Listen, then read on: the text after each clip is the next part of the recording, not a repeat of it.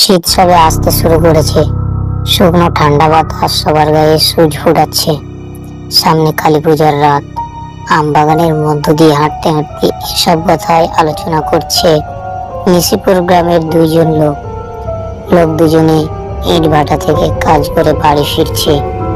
নিশিপুর গ্রামের মানুষের ইট ভাটা যেন জীবিকার মূল উৎস। প্রায় সবাই ইট ভাটাতেই কাজ করেন। লোকগুলোর মধ্যে অদ্ভুত চঞ্চলতা। ফন ফন করে হেঁটে চলেছে তারা। কিরে রঘু, চুপ মেরে গেলি যে? একবারে ভয় পাস না হতো বাগা। চলে এসেছি আম বাগানের শেষ মাথায়। পা তুলে হেঁটে দে আর একটু। তোমার জন্য তো দেরিটা হলো। এ সময় কি বিড়ি কিনতে রতনের দোকানে না গেলে চলছিল না? আচ্ছা ঠিক আছে, ক্ষমা করে দে বাপ। এখন পা টেনে হাঁটা দে। আম বাগানটা পের হতে পারলে আর চিন্তা নেই। সতীশদের দলটা যে কতদূর গেছে কে জানে। ওদের পিছনটা ধরতে পারলে মনের জোরটা বাড়ে। নিশিপুরের এই আম বাগানটা যেন আকারে প্রায় আধা মাইলের বড়। বছরের এমনি সময় গ্রামের মানুষ চোখ বুঝে পার হলেও কালী পুজোর আগের এই সময়টা যেন কোনো নাম না জানা ভয় কাজ করে।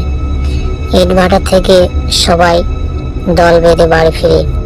কেউ পেছনে পড়ে গেলে আর একা সে পথে পাড়ি দেয় না, সারা রাত ইট ভাটাতে কাটিয়ে দেয়।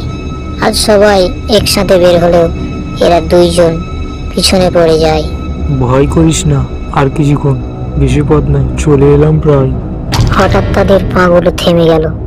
সামনে পথের উপর একটা ললটন কাঠ হয়ে পড়ে আছে। কার ললটন গো? এভাবে রাস্তার উপরে ফেলে রেখে গেছে। চেনা চেনা লাগছে। রাকেশের মনে হচ্ছে, তাই না? রাকেশ, রাকেশ, কই গো, কোথায় গেলে?